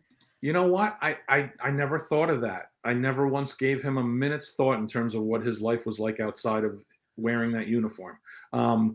He has no life. Other than having a wife who nagged him into joining Hydra because it would get him health insurance. I think that Barry Manilow might actually be an excellent choice for his playlist. Yes. I think Barry would be right up there. Yes. When that Bob Agent of Hydra graphic novel eventually comes out, he needs Barry Manilow on a vinyl. A playlist slipped into it. Yes. Bob definitely listens to vinyl. He's cultured. No, he's not. Anyway, listen to vinyl. How did the looks of Cable and Deadpool come along? Did you describe some stuff to Rob and he drew it? Well, Oh, you're talking about like the original stuff. Yeah, his timing is off on history. Yeah. So you know Rob created the Cable character, and Louise Simonson was writing the book, and they evolved him for the first year before I even started writing Cable. And then after Rob left for Image, I was doing most of the grunt work, carrying the load on Cable with other artists. Deadpool, Rob created the character and the name and the costume, and I filled in the personality, the background, the history, the conflict, the tragedy, and all that stuff. So basically, I put the stuffing in the suit, and I did a lot of that after Rob had left, mostly because the first year of X-Force, Deadpool just appeared a few pages at a time in a running subplot. So it wasn't even like he was front and center in the things that were going on. He really wasn't front and center in anything until I wrote his first miniseries. I was gonna say, how did that even come about? I don't think you and I have ever talked about this, and I'm sure you can answer this. Yeah, because when I was reading, I thought Deadpool, oh, funny guy. I'd like to see more of him. And you're right, he wasn't, he wasn't like the pivotal character. He would show up in the background. He got his butt handed to him, and then like there was a whole thing with him and Domino, and then there was that miniseries. But when that mini-series came out, I was like, oh my gosh, this guy could actually carry his own ongoing series. And it kind of came out of nowhere. Omar, it's pretty simple. Because Rob was so popular and so dynamic at that time, New Mutants sales exploded, and then X-Force sales obviously exploded. So it didn't even take 5 seconds for the bean counters to tell Bob, we need X amount more product. We and no pun intended when I say X amount more product. We need at least 2 new miniseries every quarter. We need at least 2 new series for the year, et cetera, right? And we looked at the list of what we had, and we knew that Cable's popularity would lend itself to a miniseries, which might lend itself to a monthly series. And we knew that Deadpool's immediate popularity would lend itself to a miniseries. So all this stuff was planned in the books, but none of it was started creatively. And part of the reason was because the Image guys were all planning to leave. and we didn't know that at the time. And then by the time we did know that, they didn't know whether they were going to continue working on certain books or characters. Rob really wanted to do the Cable miniseries originally, I think, but it just became untenable from a scheduling standpoint and a corporate politics standpoint to allow that to happen anymore. He couldn't do it from a timing standpoint because he was working on his Image stuff, and he had a tremendous amount of work he had to do to help make and sell that company, right?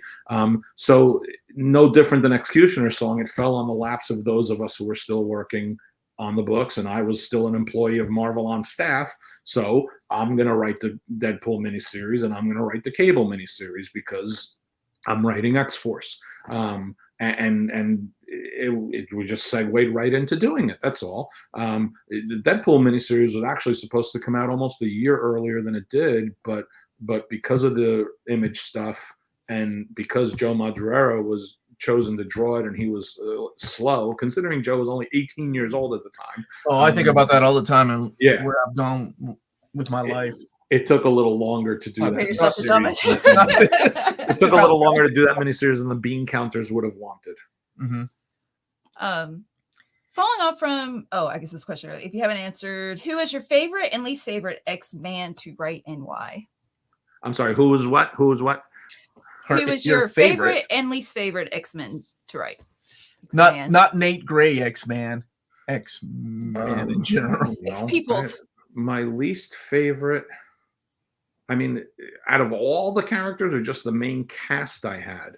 Any character. It was your book. Pick a character.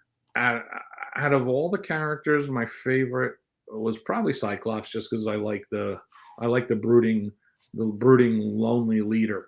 And my least favorite, but I liked writing the Beast a lot. My least favorite, ironically enough, was probably having to write the Rogue and Gambit stuff, because although it was a fun subplot that a lot of fans really got into their relationship, to me it was always annoying and frustrating because it always felt like it was going to spin its wheels forever without any sort of advancement or conclusion to it. And that kind of proved to be the case, I guess, for a decade or more. Yeah. So it's very difficult to write a relationship, a burgeoning or blossoming relationship between two people when you're not confident that you're going to hit the milestones necessary to make it work, or the milestones necessary to make it not work, depending on what your plans are.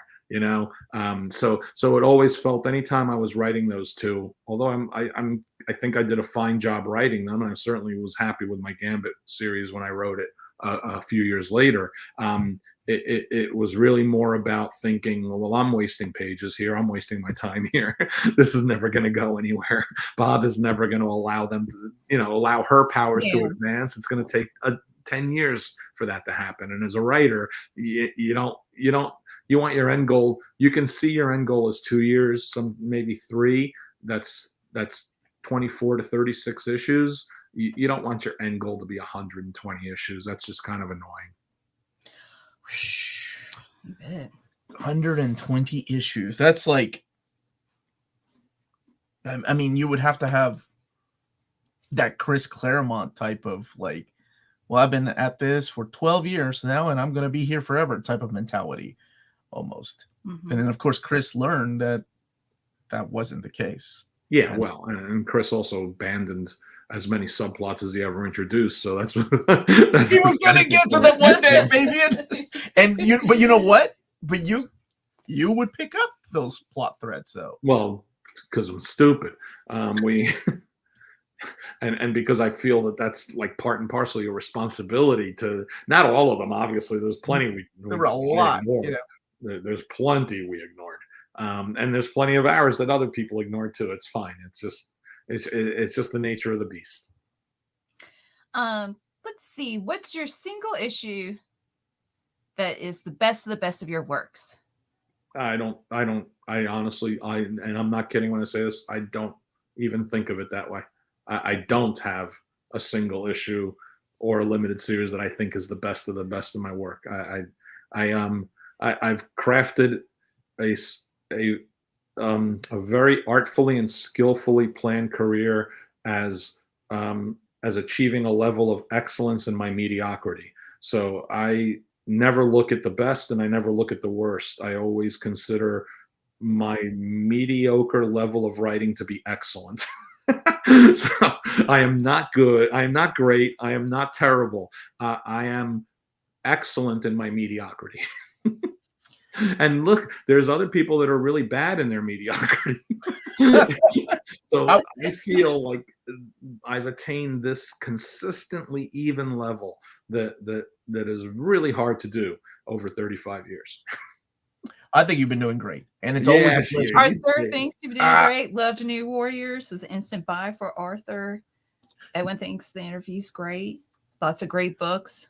No mention of the word mediocre. Lots of great books. And he disagrees. You're a great writer and editor. TD Bolt just doesn't know me very well. If TD Bolt thinks I'm a great editor, they really don't know at all. But you were editing yourself, right? Sometimes. You always edit yourself, yeah. Record. Yeah, I mean, every line you write, you're editing yourself.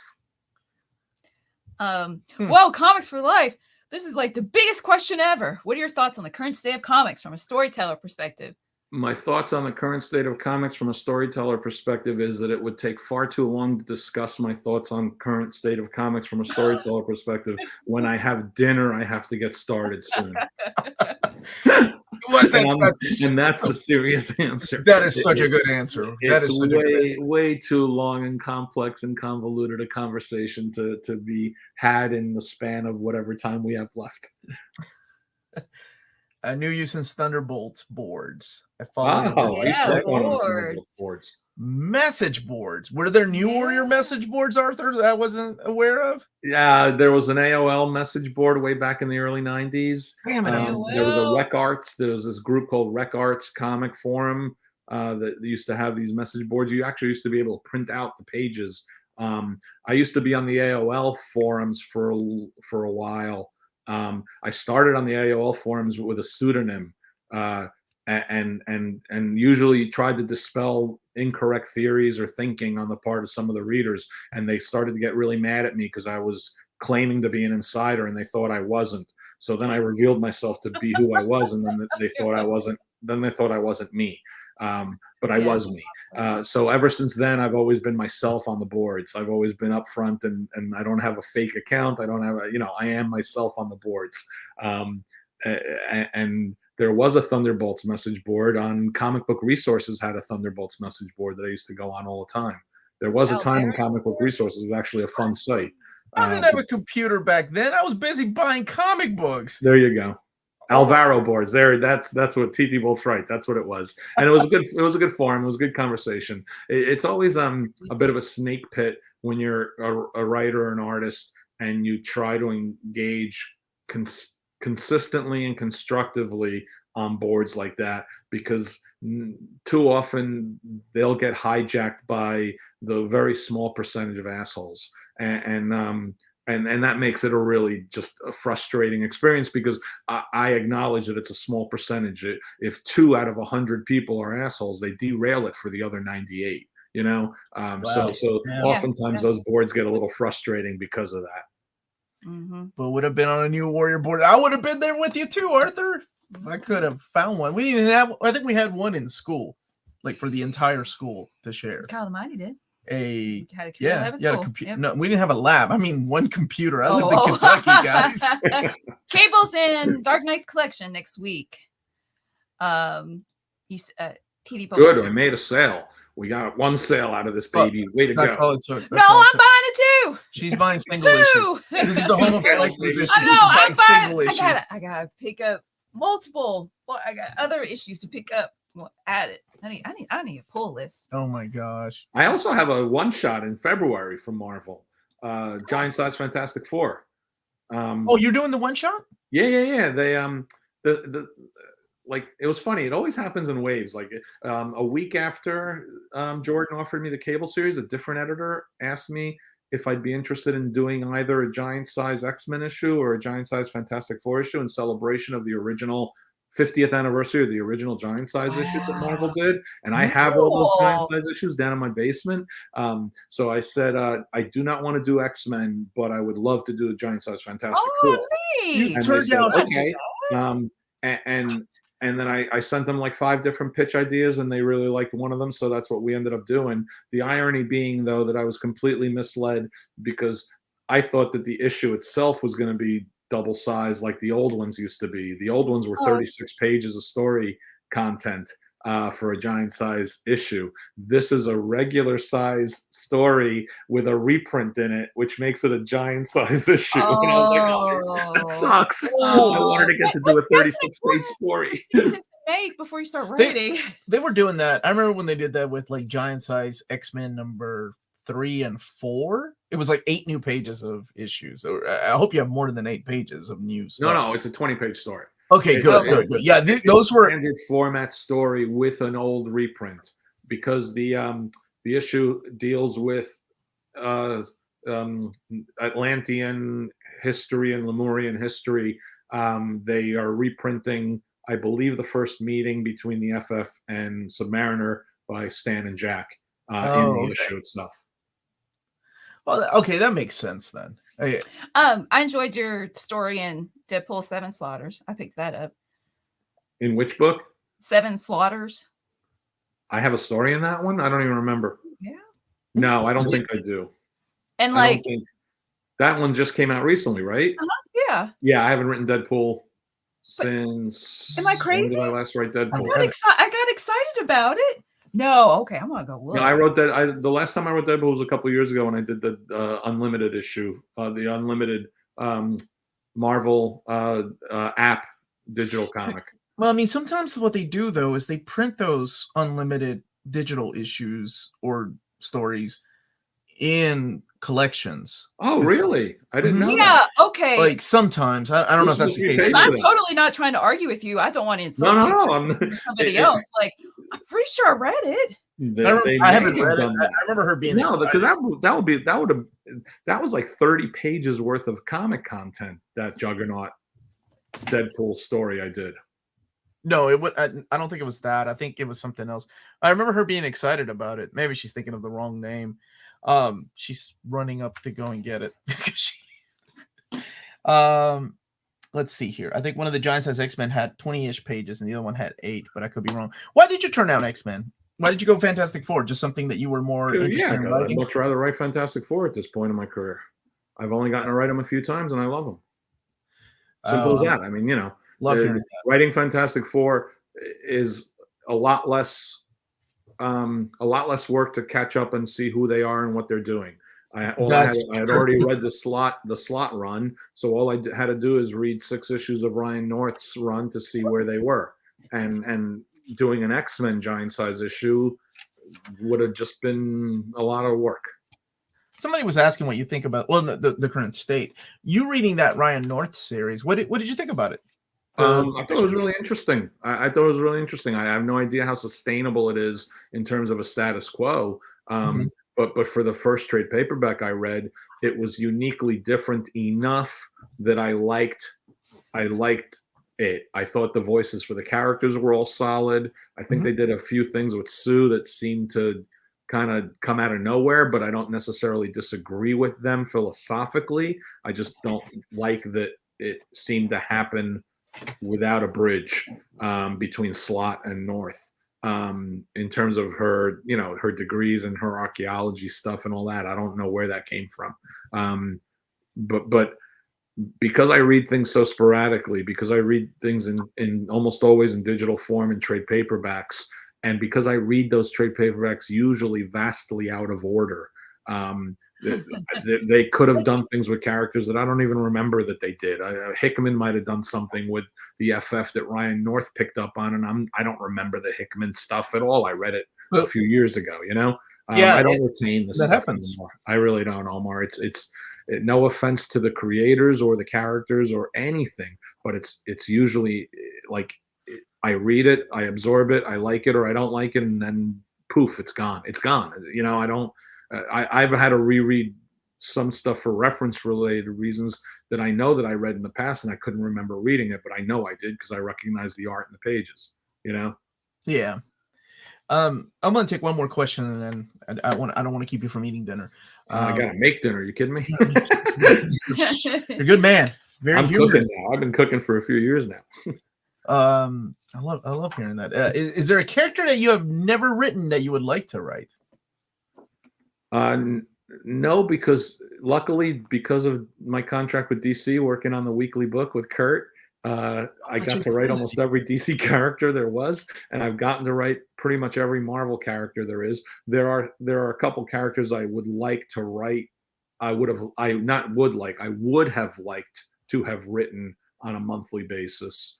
At DC, that was always Dick Grayson, Hawkman, and Adam. I would love to have written those 3 characters on a monthly series. At Marvel, it was always Doctor Strange and Captain America. Those are the 2 that I would love to have written monthly if I'd had the chance. And it's not, it's never going to happen, and I don't care for it to happen at this point.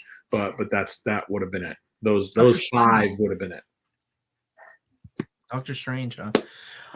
That's a good I wanted Doctor Strange big time. I at the height of my growing success as a writer at Marvel, when I bridged New Warriors, Alpha Flight into X-Force into X-Men, I pitched to try to get Doctor Strange because the writer was leaving, and I didn't get it. Roy Thomas, he assigned it to Roy Thomas, and I wanted it really badly.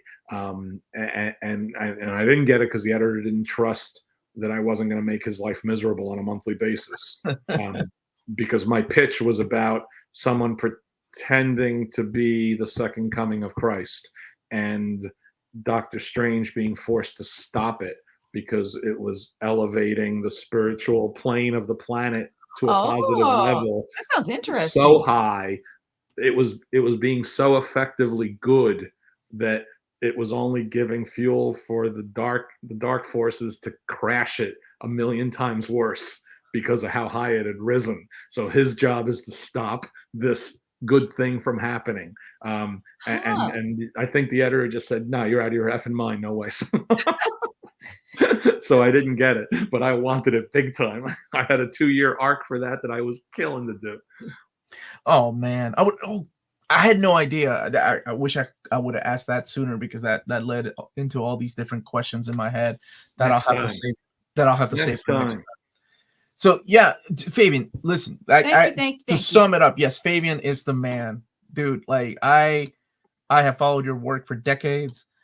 You got me through a lot of rough times in school, and yeah, I just want to thank you. And there's not enough thank yous, for introducing me to so many characters that I loved. And even I'll never forget leaving comics and coming back to comics. It was always a comfort zone to see your name popping up in books. So when you got Cable and Deadpool, when you and Rob did that little X-Force miniseries, I was like, oh my gosh, it's Fabian Nicieza. Like, yeah, Rob, cool. But it's Fabian Nicieza writing X-Force again. And you were just doing the dialogue. And then they gave you the Cable and Deadpool. And I'm like, oh my God, it's like I'm a kid again. And I'm getting these monthly. So oh, I remember. Yeah. You were excited. I was super excited, man. So thank you. It very much, guys. Thank you for being talented and being a great guy to talk to. And someday I would like to read New Warriors. There's just so much to read, right? But apparently, just from the books behind you guys, yes, there's too much to read. That stuff can wait. I start things and I forget. I'm like, oh, that got underneath the pile. So you are always welcome back. And you don't even have to be like, yeah, if you want to come and pitch your next project, that'd be cool. Whatever it is, New Warriors. So guys, pick up Cable. Comes out next week. Miniseries coming out next week. Pick up Cable. Issue 1 comes out next week. Vote for Nomad. I hope everyone gets it. I hope you guys enjoy it. And I look forward to coming back on. Omar will talk about it after it's all said and done. Okay? Yes, sir. Thank you very much. Have a great one, everybody. You too, guys. Bye. Thanks, everyone. Thanks, everyone on my little